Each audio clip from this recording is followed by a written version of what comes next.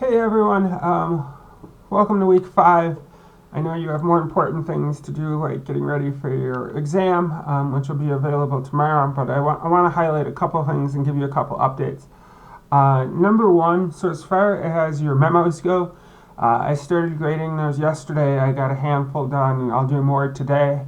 I will try and have those completed. Well, no, I will have those completed by about the midpoint next week. I can do like 12 or 15, like 10 to 12 a day. And I have 90 some students, so that'll give you the rough estimate of why that's taking so long. It's also harder to grade the first one, just because I had to get some sense of what it is you were writing before I could start grading. And because I also need to give you more feedback on this one than you'll probably get on the second and third one, particularly if you do well.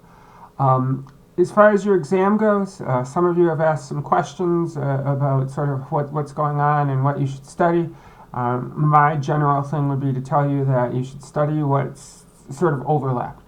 Obviously, your book has a ton of detail. I know the book is not easy to read, nor is any administrative law textbook. If things seem obscure and they weren't in the notes or the PowerPoints, or I didn't talk about them, or they weren't part of a discussion board, don't worry about them. I think 98% of the test will be things that we covered, and most of the time we covered in some detail. Don't try and memorize all the cases in the book other than the few that we talked about. But yeah, so that's what I would recommend. Certainly if you have specific questions, let me know. The other thing I'll note, and I'll make a post with this, is that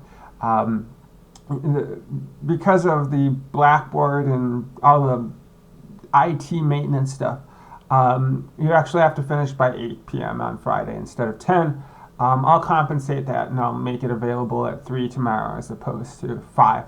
All in all, it shouldn't be that big a deal, but just be aware of that. Finally, the last thing, I posted some questions from this week's material, which is all stuff that came from the Texas Workforce Commission. The things I would caution you about that, so it's a required section. The reality is, for most of you, 2 things. Number one is that if you have an issue with harassment or if you have an issue with discrimination, you need to report it to your proper reporting body. For some of you, it's going to be human resources representative. Some of you have legal counsel within your departments or within your organizations.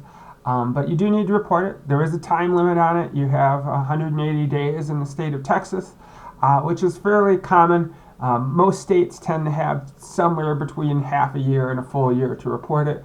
And again, why you should do it. I mean, I think the big thing is, other than getting it to stop, certainly if someone who is a superior is harassing you in a way that's demeaning or otherwise, harming your job performance, that's bad. But also, don't forget down the line that since there is a limitation on the amount of time you have to sort of inform people of what was going on, if something happens later down the line, you're not protected if you didn't report the initial abuse. And so if you're passed over for a promotion, or someone does something later on, well, if you didn't report it 3 or 4 years ago, there's not a lot you can do legally. The other thing I would say with this, again, is, on top of making sure you report, don't try and handle these things on your own, unless you're actually in human resources or have specific training. Part of the reason why we're not doing more with this section is it's kind of one of those things where if you think you know a lot, you're probably in greater danger than if you know nothing. And your human resources departments, your legal representatives, those are the people who need to handle these complaints. And so you have a variety of serious issues, and certainly workplace harassment goes from silly and doesn't need to be reported. I mean, people make fun of my accent at WT all the time. I do not think my Wisconsin lineage is going to wind up affecting anything in the long run. But certainly there are serious issues with sexual harassment and all these different things. And depending on the severity of the issue, if you're in an authoritarian position and you don't handle things well, you can find yourself in trouble. even though you did not necessarily, you weren't the person committing the discrimination or, engaging in the abuse.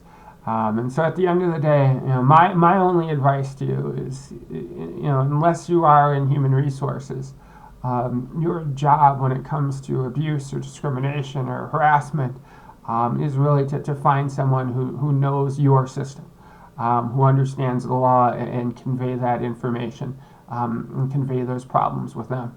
Otherwise, recognize there's a time limit. Notice that there's something called reasonable accommodation, which is generally the standard for a lot of issues with discrimination, and not necessarily harassment, but mostly discrimination. The big thing just being is that, there is an obligation to help and support people, but that isn't absolute. And that if you're in a job that requires certain physical characteristics or requires a certain time and place of work, simply the law doesn't allow you to do whatever you want because of your religion or because of disability. And we are generally opposed to discrimination, obviously, but there are times where discrimination happens for very logical reasons. It would be very, I'm not picking on this, but, it would be very hard for somebody in a wheelchair to be a firefighter. Well, the Americans with Disabilities Act says we have an obligation to accommodate someone. It doesn't mean someone in a wheelchair couldn't have a desk job or, couldn't be involved in fire science or something like that. But, it's fine and it's perfectly legal to say they can't be out in the field. Or the same thing, if you want kind of a humorous example, is, if you like to smoke a little pot, I guess if any of you are in the state of Colorado, this doesn't apply to you. But if you're a pothead and you fail a drug test, you cannot claim that you have converted to the Rastafarian religion and therefore you should not be subjected to the results of drug tests. That's not what freedom of religion, and that's not what religion protections are about. But yeah, so otherwise, be somewhat familiar with a couple of them. I would suggest knowing one fairly well. But otherwise, it's not meant to be a strenuous week. You should have better things to do both in your life and in this class. If you have questions over the next day or two, please let me know. Otherwise, good luck on your exam. If something goes wrong, give me a shout. Otherwise, take it easy. You have a good week.